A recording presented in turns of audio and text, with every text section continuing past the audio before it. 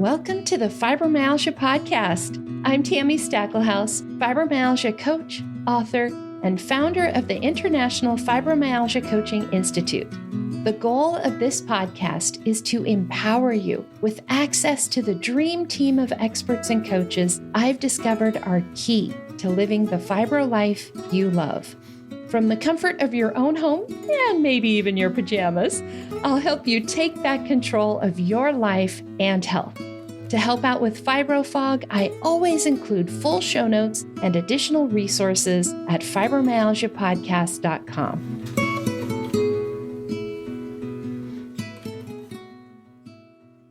Welcome to the Fibromyalgia Podcast. I'm your coach, Tami Stacklehouse, and this is episode 158.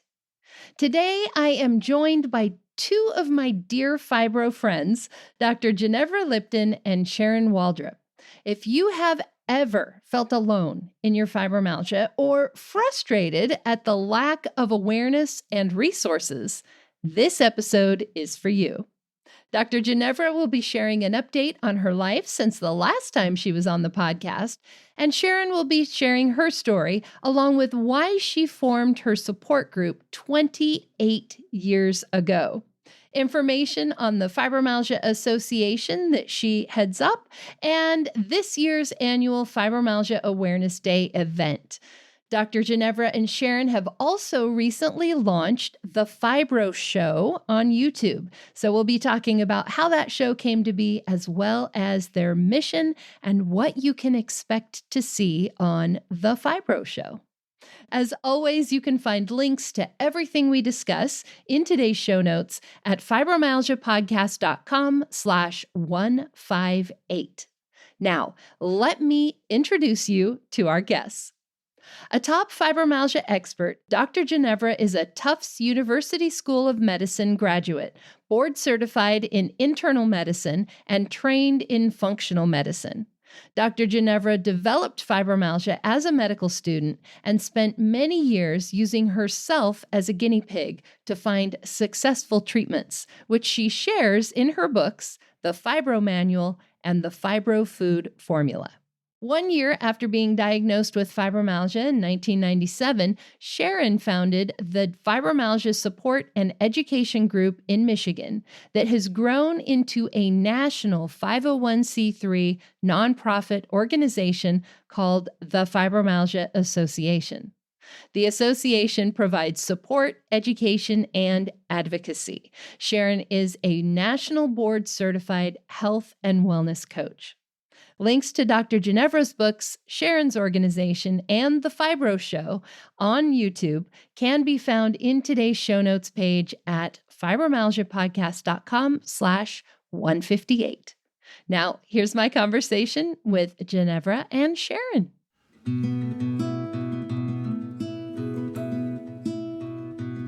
Hi, ladies. Welcome. I am so excited to have you both on the podcast. How fun. I'm happy to be here.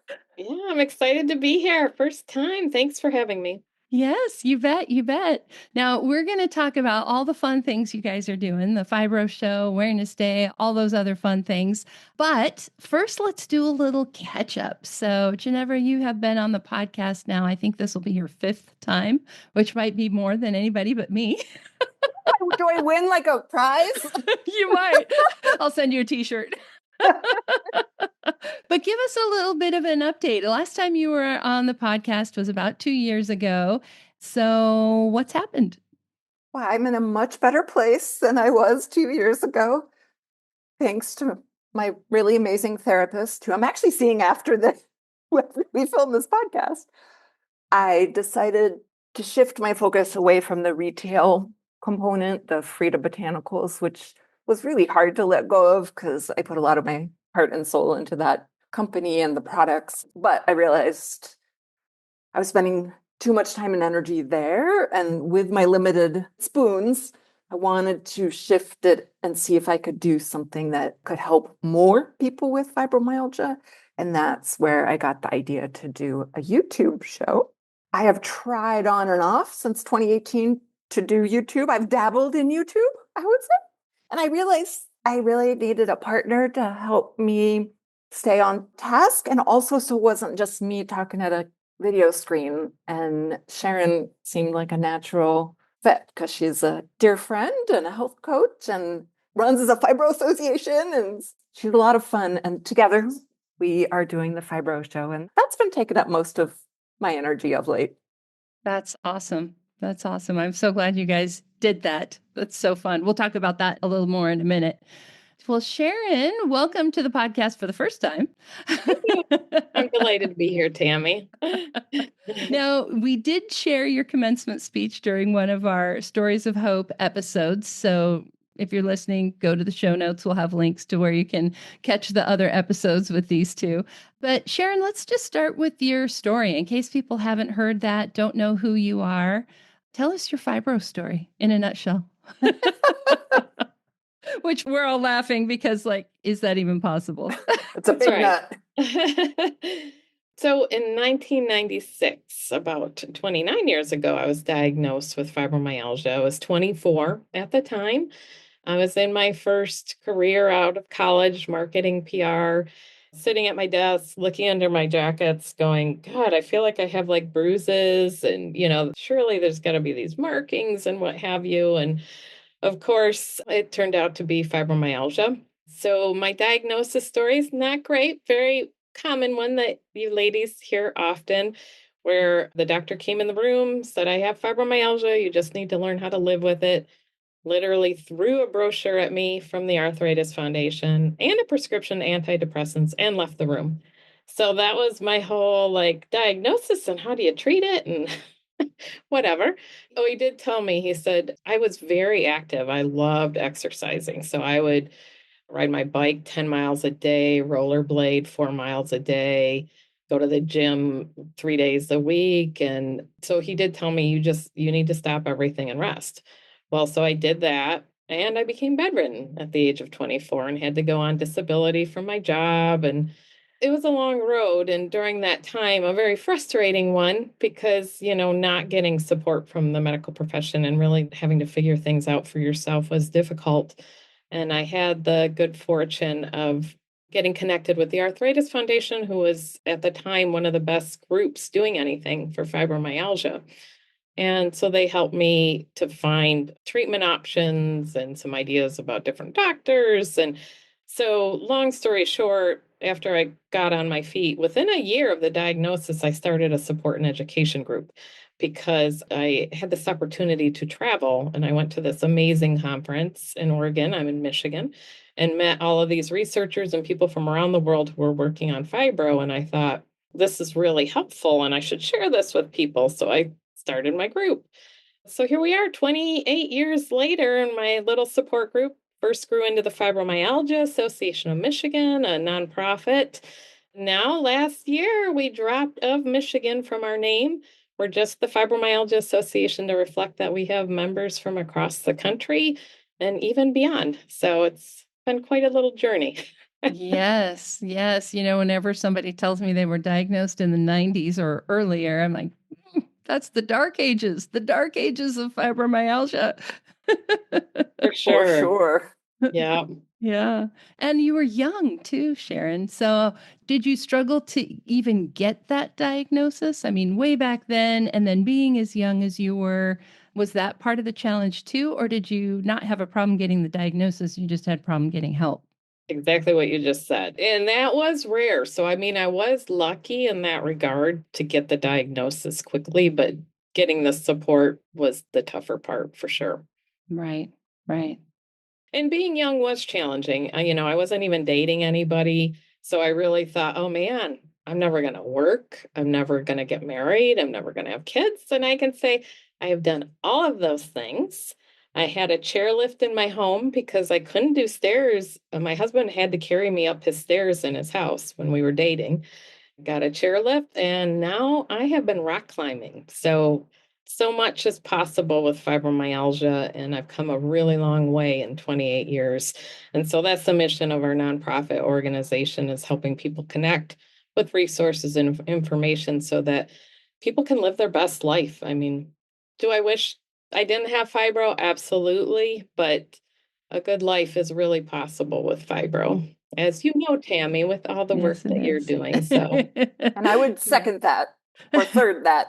yeah, and Ginevra too. Yes. And that's what we're doing on the Fibro Show on YouTube. Yes, yes. I think one of the most important messages we can get out there to people is just that it's possible, because nobody's being told that it's possible to feel better. That's my passion and mission, is to make sure people know that it's even possible. Because if we don't know it's possible, we're not looking for answers. Exactly. 100%. The hope is an important piece. Yeah. I also want to get that same message out to healthcare providers because they feel so frustrated and kind of helpless. Like, I don't know how to help. Like, we've made a lot of progress from the dark ages. Most providers do believe in fibro, but they don't know what to do about it. Yes. And then they can't lead their patients to that. So, like, giving them the information and the hope as well, so that they can then convey it to patients. I think that part is really key. Yes, it is. Absolutely. Absolutely. I'm glad that you guys are working on that part too. We've talked a lot just privately about the various people out there helping the fibro community, and how, like, we all do something just a little bit different, but we need all of it, right? We need the advocating for research, and we need to teach our providers, and we need to help the patients, right? And so we need it all. Yeah. So, Sharon, you also had something big sort of happen with your association in the last little while, too. Do you want to share about that? Was it a merge? Was it a. Well, yeah, it was a merge of the social community, is what we did. So I was vice president of education for the National Fibromyalgia and Chronic Pain Association from its inception, which was around 2010 or so, until roughly 2019-ish, somewhere in there. So that was a wonderful organization led by Jan Chambers. Tammy, that's when I got to meet you. We had our awesome Leaders Against Pain program, which taught support group leaders and advocates across the country about advocacy skills, leading support groups, so a variety of things, and connecting us so that we as advocates could have a community to support one another. And so a lot of great programs through the National Fibromyalgia and Chronic Pain Association. Well, they needed to close their doors. Jan Chambers was unable to continue the work that she loved doing. And so she had closed and had been closed for a couple of years. And of course, during this whole time frame, it was like then COVID, and the world just really kind of, took a Everything shut down turn. for a while? Yeah. Yeah, so there was sort of this space where I had stepped away from the association already before they closed to pursue becoming a national board certified health and wellness coach for fibromyalgia. I really didn't have this intention that my association was going to go beyond Michigan. But thanks to COVID, all of our programs went virtual. And so quickly, my support and education group became nationwide. It started with our annual Awareness Day event, which is a conference. We're hosting our 24th annual one coming up in May.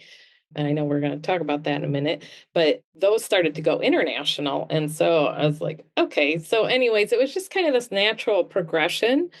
And so the National Fibromyalgia and Chronic Pain Association still had its Facebook page and a vibrant community of around 169,000 plus members. And so Jan and I spoke, and, we wanted to give those members a new place. So I merged my social media with theirs, and we started to work with that community. And it's been really exciting to, officially step into the space of being national and even international.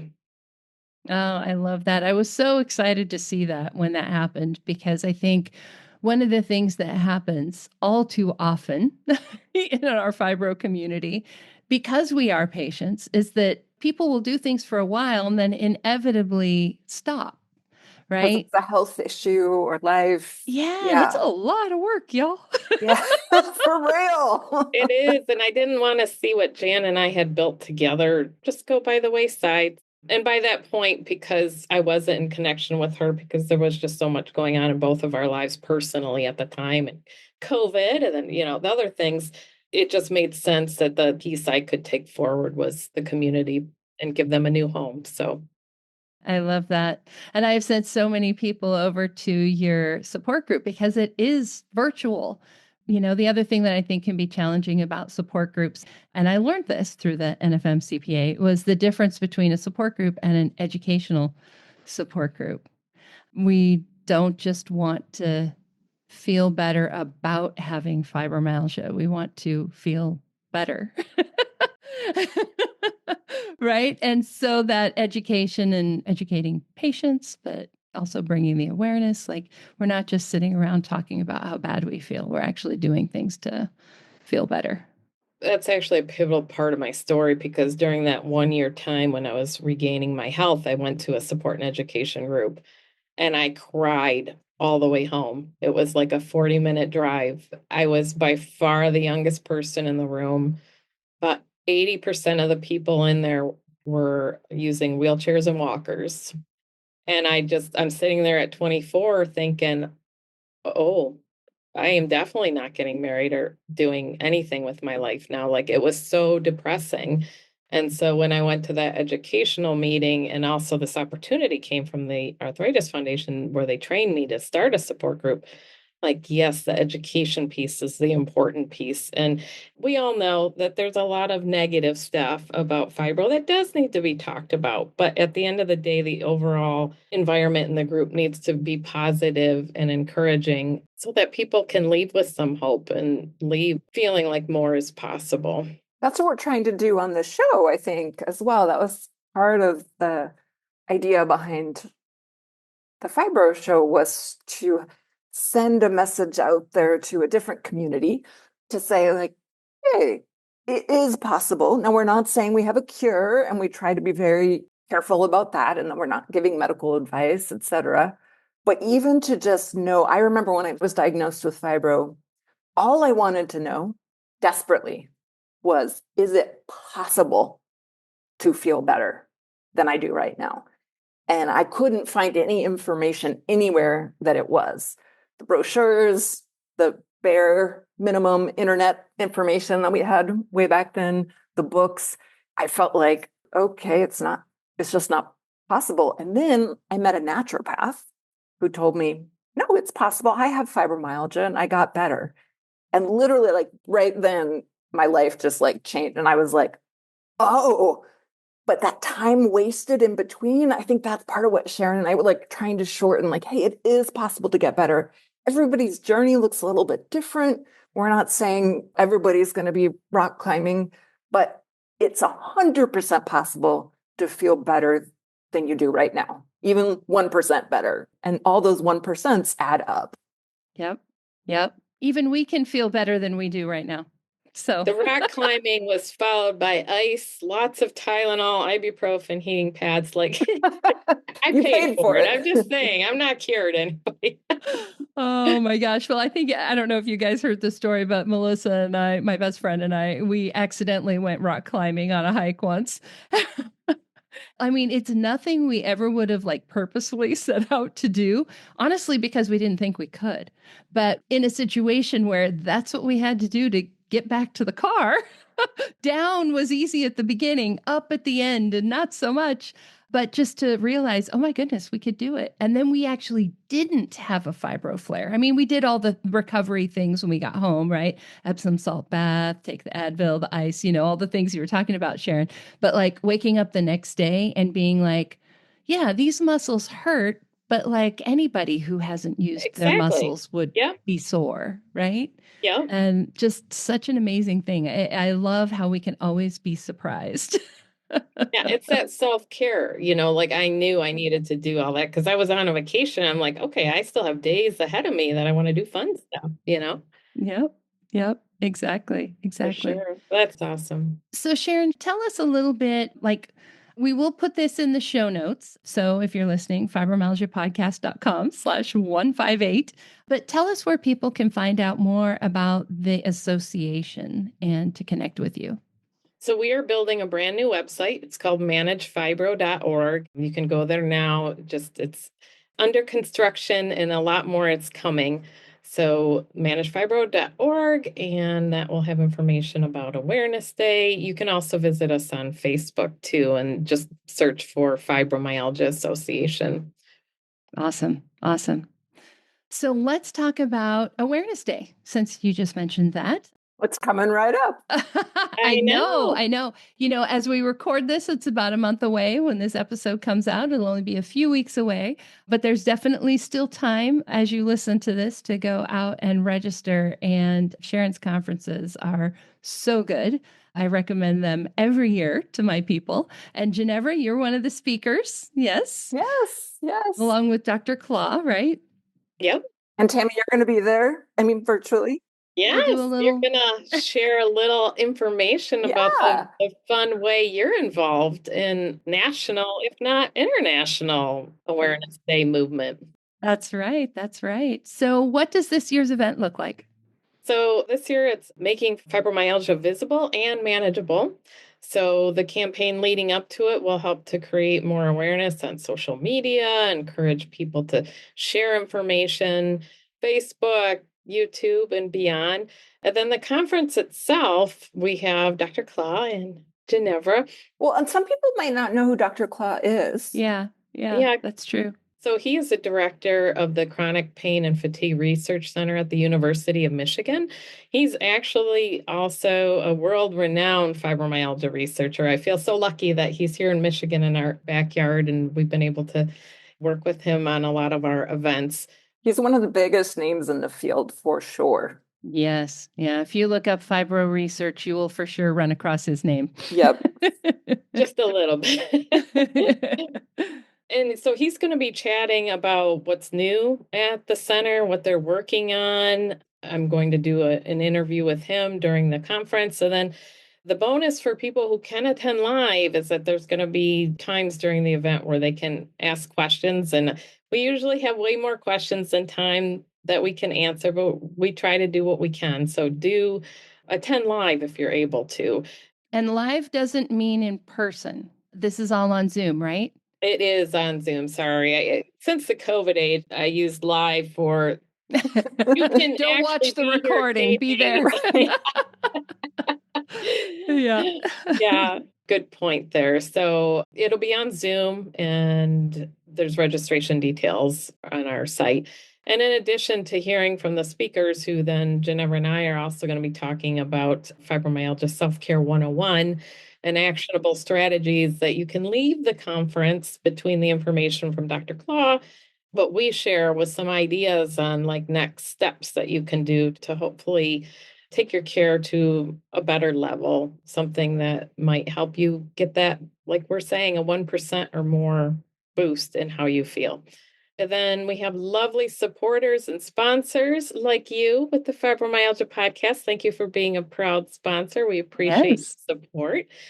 Our official sponsors are Tonix Medicines, who is a pharmaceutical company, and they're going to be, fingers crossed, announcing that there's going to be a new fibromyalgia drug. Yes, they are so close.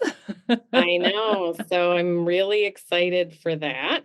And then the Fibro Show is a sponsor, as well as another proud supporter is Social Security disability law firm Levine Benjamin. So people who come will also be getting information from all of our sponsors as well. That's awesome. And this will not actually be on Awareness Day. In case you aren't aware, Awareness Day, we typically celebrate May 12th, but your event is actually on Saturday, the 10th, right? Correct. Yes. Thank you. Awareness Day is always right around Mother's Day. Like, it's always such a hard time to get it right on the actual day. Yes, exactly. And, moms have fibro too, but still. We did so many of our in-person because, and Tami, it was great. You were our last live. Oh, really? Awareness wow. Day. It was 2019. So I had one live planned for 2020, but of course we all remember how 2020 went. So you were our last live speaker. Yes. Oh my goodness. So we've been online since then. Someday I'd love to bring it back. But like now that we've grown this national and international audience who really love being a part of it, it's something we'll always have to consider moving forward. even if you're just live streaming a live event, right? Yeah. And I think even local fibro people probably appreciate the virtual option, right? Because we can watch from our couches in our comfy clothes. With a heating pad. And a cat on your lap. If needed. They do. They do. Even with the support group, thinking about bringing that back, people are like, it's kind of nice not to have to drive. So yeah. Well, that's awesome. I am definitely looking forward to this year's event. Like I said earlier, you always put on such a good one, such good information that's actually helpful. So thank you for doing that for 24 years or however Yes, many it was. thank you, Sharon. You're welcome. It's been fun. And it's cool because actually, the cool thing about Awareness Day for me is that's how I've gotten to meet all the people that I want to meet. Like, I got to have you come out and Right, for Awareness Day. Ginevra. Yeah. That's how I reached out to you. I did not know Ginevra at all. I called her up and I knew about her book. I'm like, hey, so I'm having this event. You want to come? And I was like, heck yeah, we're going to Michigan. It was so much fun. It was so great to meet you. Yes. Yeah. And now the Fibro Show. So, Ginevra, it kind of started with you. Tell us how this came to be. I've long had fantasies of being a YouTube influencer. What I've been trying to do since 2018 is use video as an additional way for people to get education from me about fibromyalgia. Because, I wrote my book, the Fibro Manual, it came out in 2016. And I was like, okay, great. All the information is there. People will read it. And then I got a lot of feedback that people weren't retaining the information because they have fibro fog, or they preferred to get their information via video, or there was new things that couldn't put in the book because it was in static. one book. Exactly. So I kept thinking about video and I kept kind of trying to do it on my own. And I did little spurts of it where I'd be good. Then I would try to do some Facebook, social media stuff. And I just ultimately realized I am just terrible at social media. I am not a good Facebook person or Instagram. I don't like it. I don't like personally being there. But I do kind of like YouTube. And I do watch stuff on YouTube. And so I was like, well, maybe I should just stick there. So I moved kind of all my Dr. Ginevra stuff to YouTube. And then I was doing it, in spurts. I was getting some videos out, but I never was able to really do the consistency that I thought was needed. I really wanted to do a weekly show. And then Sharon seemed like a perfect partner for that. And she agreed to join me on this crazy adventure. And we both were thinking, oh, weekly show, it won't be that hard. We'll just, oh my goodness. It is so much work. I mean, it's totally worth it. It's really great and it's very rewarding. And I'm so happy to be doing it. But it's also just, boy, it's a lot. I imagine doing a podcast. Is yours every week? I imagine that's... No, it's every other week on purpose. Yeah, that was really smart. Yeah. So then Sharon joined me and we decided to change my channel to the Fibro Show. And then she and I have been hosting this weekly video, and we're getting better at it. And we're trying to cover, different topics, self-care, a lot of topics, new treatments. Sharon had attended Pain Week and learned about some new things there. So kind of trying to find our rhythm and finding that ability to be regular. And I will say I'm so grateful to Sharon because she is very good at being consistent and, having somebody else that I have to be accountable to. That's what has made the difference for me. Because when I was doing YouTube on my own, when my life got busy, I was like, meh. Yep. I can so relate to that. I think we work well at that. We keep each other going. And, I was delighted when you wanted to relaunch the YouTube and launch it as me as a partner and have the Fibro Show together. And I give you a lot of credit, Tami, doing this alone because I feel like, man, I don't think I could do this without Ginevra. For real, Tami. And you've been doing this 6 years. That is amazing. That is an accomplishment. I'm so impressed. Yeah. Most podcasts might last, I think it's right around 8 episodes. Most podcasts pod fade.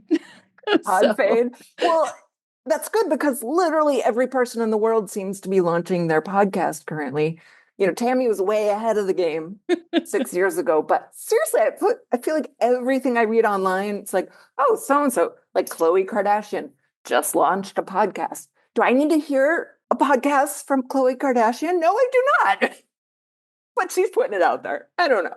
Yes, it can really clutter the space. Thinking of our community when everybody and their brother and sister are all making podcasts, it can be a lot of noise and hard to know who to trust, right? And where to go to listen to information that is actually going to be valuable, where you're not just wasting your time or being entertained and it's not actually doing anything for you. So I love that you guys are doing this because you're some of the voices that I trust. Right back at you. Yes, thank you. And you're right, that trust is the important piece because there is still a lot of bad information out there. There is. And there's a lot on YouTube. Like if you just search fibromyalgia, there's a lot. So trying to balance that out. Yeah. Anybody who's telling you fibro is not real, like, please just move on from. Run. That they have the cure and they're selling it to you. Yeah. Like just, move on. Yeah. Yeah. So what's coming on the Fibro Show? Well, I think Tami's coming. I believe we're going to be seeing you soon. Yes, you will. I don't know, Sharon, what's coming? Oh, well, we're starting to do interviews with folks. And so over the next couple months, we're going to be publishing some of those interviews. We want it to be a little bit like a talk show, a little bit like a vlog, a little bit like a webinar. And for a talk show, I thought it'd be so fun to have guests. Like, I don't know if anybody watches the Drew Barrymore show. I'm a big Drew Barrymore fan. Just saying. And she just has this like comfortable way. I mean, sometimes she's a little touchy-feely with folks, but she just has this ease and friendliness and positivity about her. And I think that's also kind of part of what we're trying to build. Maybe almost a little bit of fun, like having fun sometimes. We still need that when we have fibro. We need education, we need fun. So we're trying to kind of do that with the interviews. So that's what you'll be seeing over the next couple of weeks. And the link will be in the show notes, but you can also just search the Fibro Show on YouTube and find us there. Awesome. I love it. When the three of us did the fibromyalgia documentary, the online premiere a couple of years ago, one of the comments that we got from people was that it was like listening to three sisters talk. Oh, I love that. I think that's a good way to describe your show too. I mean, it's two of you. It's not all three of us, but it's like listening to sisters talk. Like it has that feeling of comfort and intimacy and welcome, but also helpful. Yes. Yes. Three helpful sisters talking. Yeah, exactly. Not those other kind of sisters. Yes. Right. Yes. Thank you for that, Tami. I appreciate that. That's exactly what we're going for. And it's been great getting to be an even better friend of Ginevra's over the years. We definitely hit it off when we met. And over the years, we've talked about like, God, it'd be cool if there was a way we could like work together. And so when she approached me with this, I'm like, yeah, I think you finally came up with the idea. Oh, goodness. I love it. I love it. So do you guys have any thoughts of like going audio, doing a podcast, or just leaving it on YouTube? I think the jury's out on that one, right? Yeah. We actually, initially, we kind of thought about maybe doing a podcast, but then I was like, I don't want to compete with Tami's podcast because hers is awesome. I'm going to go in a different direction. And so Love it. for me, I like the visual aspect of YouTube because that's where the webinar component comes in. So like might do a couple slides or show an image, but it is on YouTube. There's like a podcast thing within YouTube. Yeah, So there if you is. really want to just listen to our show, we do kind of sound like a podcast and you can find that on YouTube. But yeah, no, I thought, why compete with the great one? She's good. Go there and then watch us. You can have YouTube. I did start my own YouTube channel, mostly just putting like videos like this interview that I'm doing with you ladies. That will be on the YouTube channel. So if you guys want to go check that out, that'll be in the show notes too. But it's not a YouTube show. It's just I'm sharing the videos on YouTube because I think it depends on your personality, your fibro brain, your brain fog. Sometimes you can focus more if there's more senses involved. Sometimes it's harder. So pick what works best for you. There are options. And it's great that there are multiple programs you can go to now, right? Like, I mean, it's been so invaluable to have you in this space for all these years, Tami, and then we're adding something a little different. And for me, it's like the more is better. Like, give me as much information as you can take, and opportunities like this one where we can collaborate and, even collaborating on Awareness Day, like you said, Tami, there is room for all of the people who are working in fibromyalgia currently. And then some. Like, we need a lot more people working on this in order to really see the progress that our community needs. So true. And I think kind of operating somewhat in little silos. And I think what the NFM CPA was able to do was try to kind of have, a centralized, overarching, I don't know. A way to bring us all together, Yeah. right? Yeah, combining our efforts. And so that might not be possible for everything that we do, but could we sort of collaborate? Could we get more volunteers to do awareness days locally or proclamations, things like that? Because we're only 3 people and there's some other folks in the space, but we need a lot more, and we need some place, some way that we can combine our efforts. But I haven't figured that out. I don't know if you guys have a magical solution in mind, just like fingers and okay, $10 million funding, boom. Wave the magic wand. Yes. Yeah.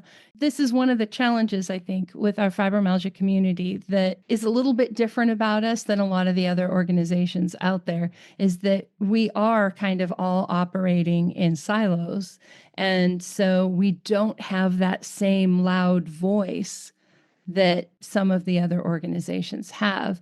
And we've also, when we were talking about this before I hit record, but funding is an issue, not just funding for research for fibromyalgia, like that's its own problem, but also it costs money to make a podcast. It costs money to do a YouTube show. It costs money to put on an Awareness Day event. Somebody has to pay for those things somewhere, somehow.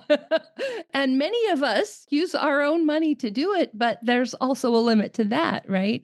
And so how do we get that kind of funding as well? Like, I realize not all fibro people are able to do the kinds of things that we do, but we also can't do it alone.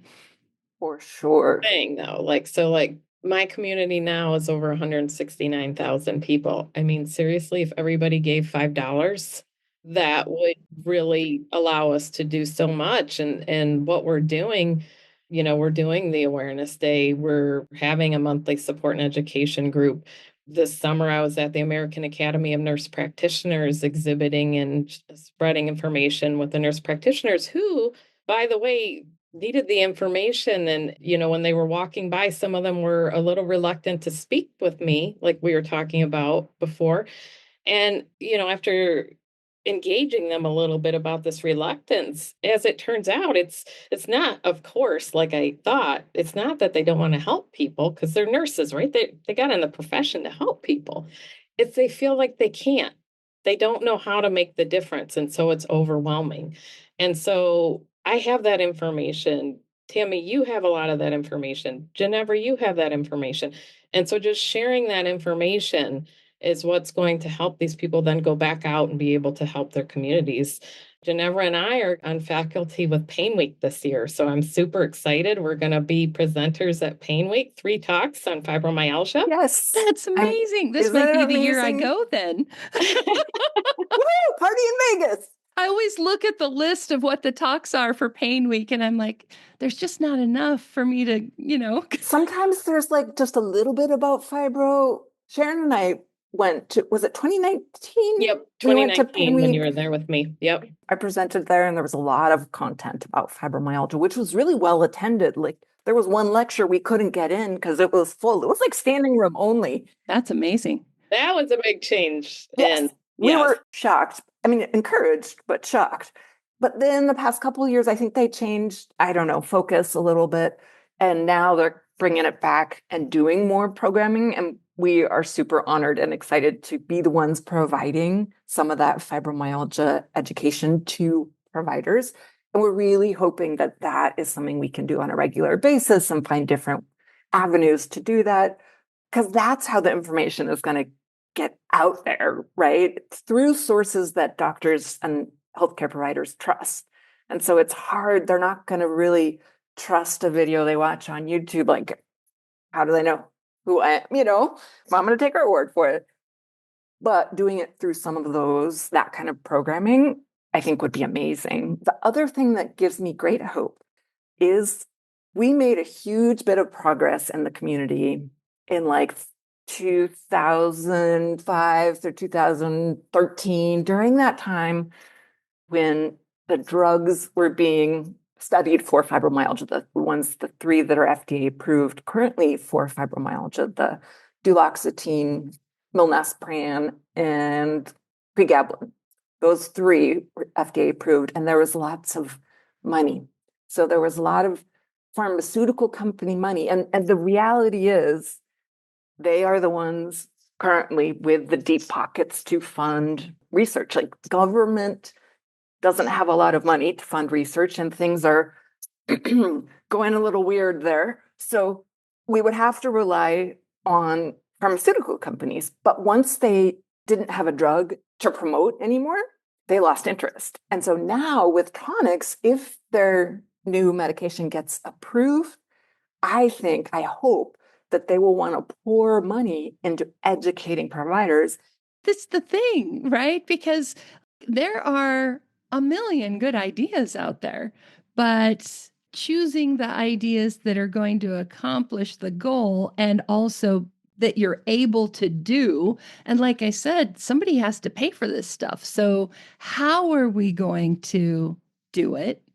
It's a challenge. The NFM CPA get most of their funding from members or from like external donations. Were you involved enough in the, I'm just curious. Really on the intake end of that. I mean, I'm aware of things. We've done all the things that my organization has done as well, like getting grants and having sponsors when there's events and different things of that nature. But the community support, especially since, like you said, Ginevra, the shift in how things are done nowadays, even moving forward, a lot of health organizations are really successful because the patient community supports them and they get their family members to support them as well. And like I say, even with the work that we do, we recognize a lot of our people have a hard time earning an income, and that too, maybe you are able to stay at home, but now you have one income at home. And so funds are tight. We totally get that. And so even things like $5, they do make a difference. So please don't think, oh, I'm not going to donate or I'm not going to buy that membership for $20 a year. Those things provide so much to our organization and enable us to get out more to these nurse conventions, to Pain Week, and we would continue to do a lot more of those. And hopefully then you'll start to see a notice when you go into your doctor's office and they're like, oh my God, I was just at Pain Week and I learned blah, blah, blah, blah, so please. My hope is that one day they might be like, try low dose naltrexone or blah, blah, blah. You know what I mean? Like, they would talk about some of those things that we know are helpful. We're not there yet. No. Much work to be done. And that kind of comes back to the funding and the research, right? Because those things aren't shared because, we know it works, but there isn't a lot of research. Right. Like, there's a little bit of research for most things. Like, I try to only recommend and utilize in my practice things that have some evidence for. But if you think about like the volume overload, there's so much research information out there. Like, doctors, I heard a statistic that just to stay ahead in their one specialty, so let's say a cardiologist, just to read every article that is published in a month, they would have to read 40 articles a day to stay abreast of what's happening in cardiology. So 40 articles a day is not going to happen. We're lucky if we get to read 4 articles a month. So what I've realized is like there is evidence out there. There's just so much noise that it's hard to break through to providers. But the more and more that evidence builds, the harder and harder it is to deny. So yeah, like yes, low dose naltrexone. There's a couple studies showing it's helpful. They were small, and some had conflicting results. And we need more, and we need more, and we need then we can maybe get insurance to pay for it as well. Like if there's a lot more evidence. So it comes back to funding. But this is sort of I would say one of my life mission goals is to educate other healthcare providers about fibromyalgia, because I have this I can speak both languages. You know what I mean? I'm in both worlds, and I understand the doctor perspective and I understand the patient perspective. And I feel like I need to use that somehow for good. So that's what I've been trying. Yes, yes. And we need that. Next week, I have the privilege of speaking to the Oregon Health and Science University med students as part of a pain patient panel. OHSU does this really cool thing called pain intercession. It's a class they have to take, but they can choose when they take it. And they spend it's like a week or 2 weeks, and all they talk about is pain and all these different things related to pain. Which is amazing. And in spite of that 1 hour or so that I'm there with the other patients is often the only real conversation about fibromyalgia that they will get in their entire medical training. Right. So it's not your doctor's fault. And to be fair, they got to learn a lot of stuff, right? So it's like this much about a lot of things, and unless somebody really goes and decides to specialize and learn, I really feel like anytime you run across a provider who understands fibromyalgia, it's because they went out and found it, right? Like they chose to learn about it. And those are very special people. And few and far between. And we want to increase the number of those folks. I am so excited that you are speaking on that panel. That is wonderful. OHSU is actually doing a pretty good job of trying to integrate pain management into their medical school curriculum, which is amazing. We need that in every medical school. So I just want to give props to OHSU for doing that. Thank you. And maybe a little bit more about fibro. Right. 1 more hour. Exactly. And Tami, you brought up a good point. None of this conversation that we're having, I hope is not seen at all as doctor bashing. It is just that I think right now on average, it's still 6 or 7 hours is the average in medical schools on getting information on pain overall. So veterinarians actually get much more than that. So veterinarians actually have more information on pain coming out of school.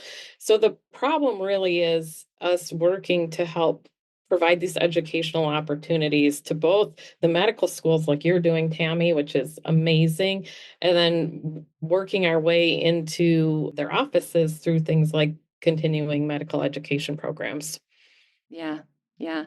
And you can't do what you don't know, right? Exactly. Exactly.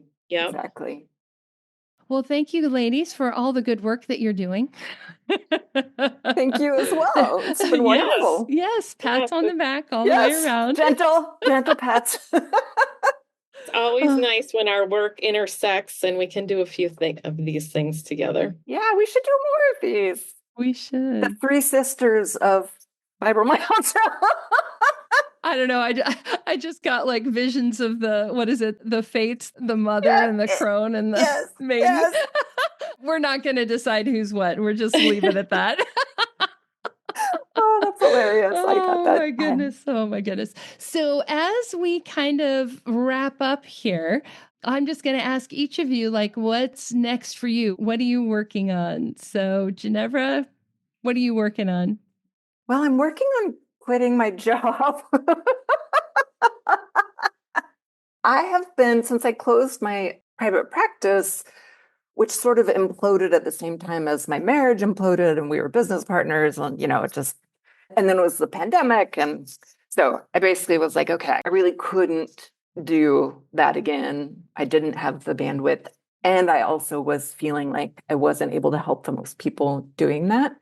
Then I thought, well, I kind of need a job though. And I applied there's not people hiring for fibromyalgia doctors. Like, even like at the pain clinic, like they have been letting people go. And, so I couldn't get a job kind of in the field, which is a little scary. And I could go back to primary care, but, it's been a while. But I actually ended up, a friend of mine recommended I check out addiction medicine. So I've been working at a treatment facility, helping people medically detox off substances. And it's actually been really informative for me because they tend to have a lot of trauma. And so that really overlaps with kind of the fibromyalgia community. And they actually tend to have really high rates of chronic pain. I am dealing with We pain. It's just under self-medicate. the name, Yeah. of addiction. So I have been really enjoying doing that, but it's very time consuming and engrossing. And I haven't had enough time to focus on like really doing the Fibro Show and the healthcare provider education and rewriting my book and, all kind of going back to the fibromyalgia world. So I'm quitting my job, which is a little bit scary because, So at the end of June, I'm a free bird. Oh my goodness. And then what? Do you even know? No. Yep. I feel like I would like to go spend about a month in a hut in the forest. Just like meditate and sleep, read books. Yes, recover from life. Next chapter is going to be good. I have faith, Ginevra. Right. It's the whole jump and the net will appear thing. Yeah, and that's where I'm at. Yep. Yeah. I think that's so true for so many of us. We're not having the things that we need come into our lives because our lives are full. Right. And so we have to let go of some things to make the space for what we really want. That's amazing. Good for you. Oh my goodness. Thank you. And I may end up, on your couches. I may end up couch surfing. We'll see. Guest room right there. or maybe I'll buy a van and I can like live in a van and drive. I actually thought about that, like getting an RV and just like driving to every state in the Fibro Show US. goes on a world tour. I totally thought about that. But anywho, who knows what I'll do.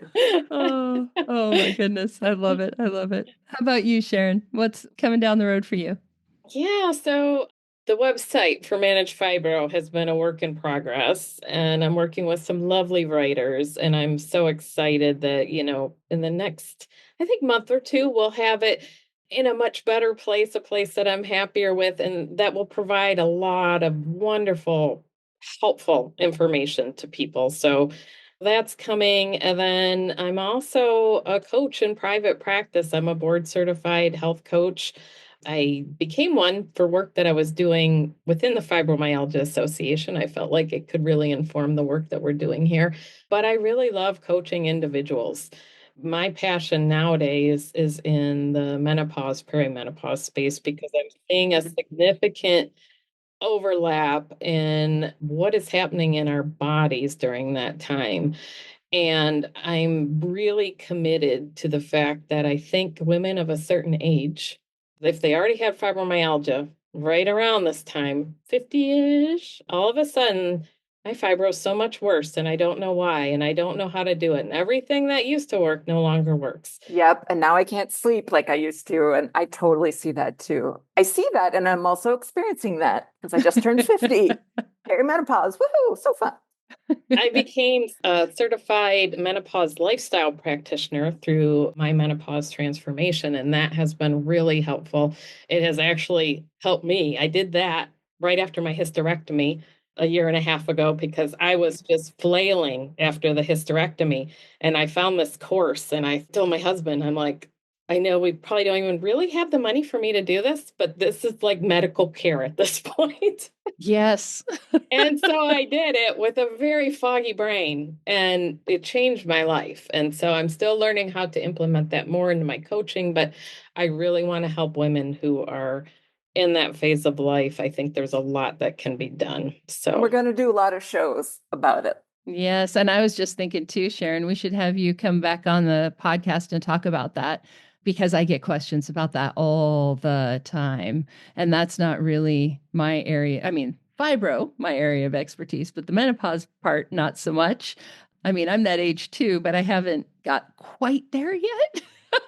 So fingers crossed. It's all Learn smooth. now, Tami. What I would love to tell women is start to learn things in advance, because you can also then set yourself up a little more successfully to go through those years. I've always been very interested in women's bodies and medicine and women. I was shocked after my hysterectomy. A little is known about helping women through those years without fibromyalgia, let alone add the fibro on. So, Right, right. And so many of the symptoms overlap too. Is this brain fog? Is this menopause? Is this fibro? Is this pain? Menopause, or is this fibro? Like, it's all the same. And so how do you even know, right? And being able to weed that out and get the help that you need. We'll have to talk about having you come back and talk about that. Yeah. yeah, I'd love to. Awesome. Awesome. All right, everybody. Well, make sure you go to today's show notes, fibromyalgiapodcast.com/158, and we will have links to where you can connect with these lovely ladies, the Fibro Show, and of course, the Awareness Day event. We do have 2 other Awareness Day events that I want to mention. One of my current coach class students is helping to put together the 2nd annual Awareness Day event in Switzerland. So if you are anywhere near Zurich, that is also going to be listed on the website. And then there's also an association in Germany who is putting on an Awareness Day event. You do have to be a member to attend that one, but it's easy to join. So if you are in Europe, if you're anywhere near Germany or Switzerland, just wanted to mention that, because Awareness Day isn't just a US thing. Like, this is a global thing, and we're trying to get the awareness out there. That's so cool that it's Awareness Day will be happening in Europe too. That's great. Yeah, I agree. We got to make it worldwide. That's right. That's Absolutely. right. And even just knowing that there are other people out there that are fighting this battle too, right? Like, it's one thing to know that I personally am not alone with my fibromyalgia, but it's also important to know that I'm not alone in fighting the good fight, right? Yeah, so true. Community's important. It is. I appreciate getting that from you. Yes, yes. Any last minute thoughts for things you want to make sure that our people listening take away from this? Have hope and maybe go to YouTube and search the Fibro Show. Just Check it maybe. out. You won't be disappointed. Make sure you do that. How about you, Sharon?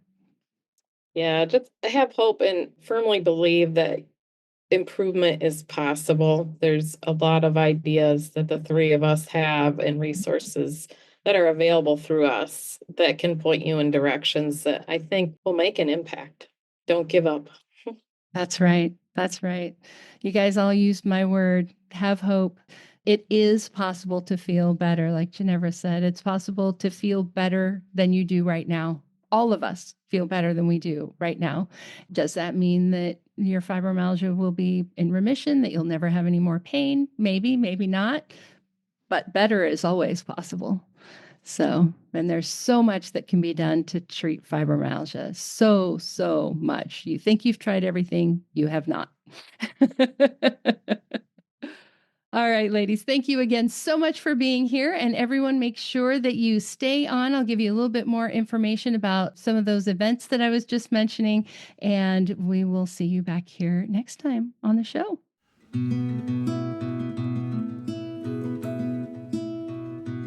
And that wraps up my conversation with Dr. Ginevra and Sharon Waldrop.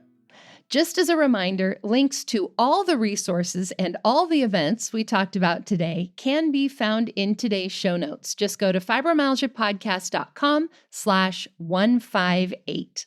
I'll have links to the other episodes featuring Dr. Ginevra and Sharon on that page, along with an episode where I interviewed Dr. Seth Letterman from Tonix Pharmaceuticals about that new fibromyalgia medication that we talked about in today's episode.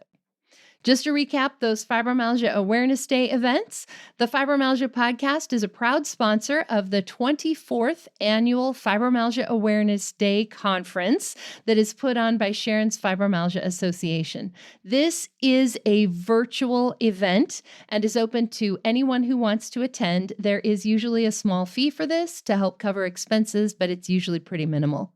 The event is going to be held over Zoom on Saturday, May 10th from 2 to 4 p.m. Eastern Time.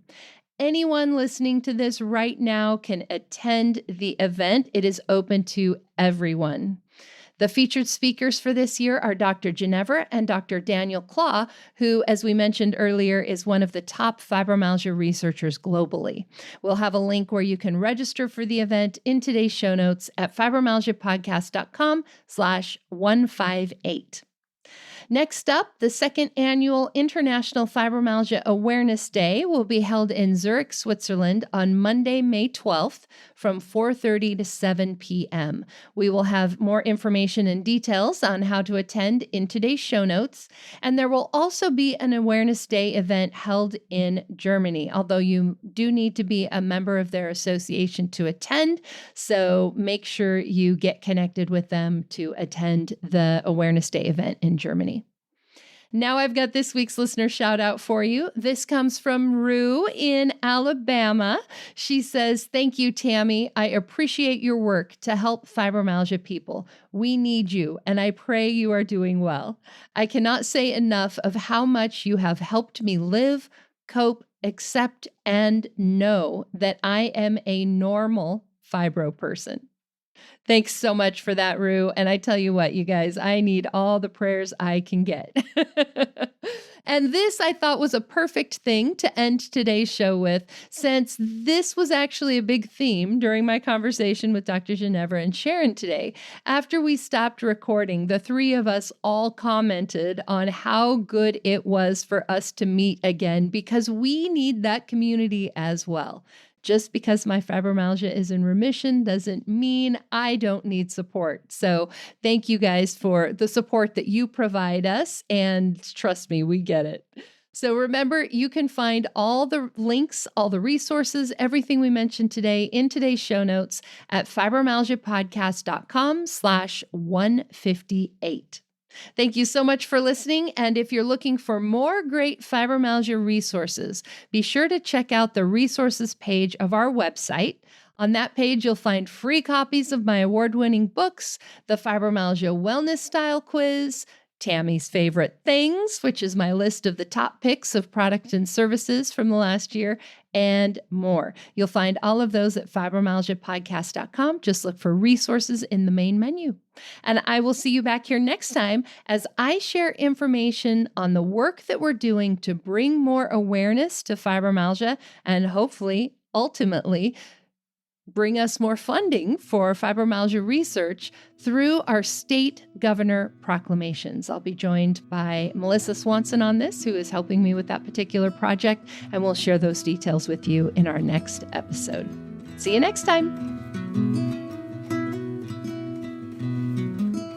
And that wraps up another episode of the Fibromyalgia Podcast. I'm your coach, Tami Stackelhouse. For daily doses of hope, inspiration, and practical advice, come hang out with me on Facebook. Visit facebook.com/fibrocoach to find my personal coaching page and connect with me directly. To find the show notes, additional resources, or to schedule a consultation with me or one of my coaches, visit fibromyalgiapodcast.com.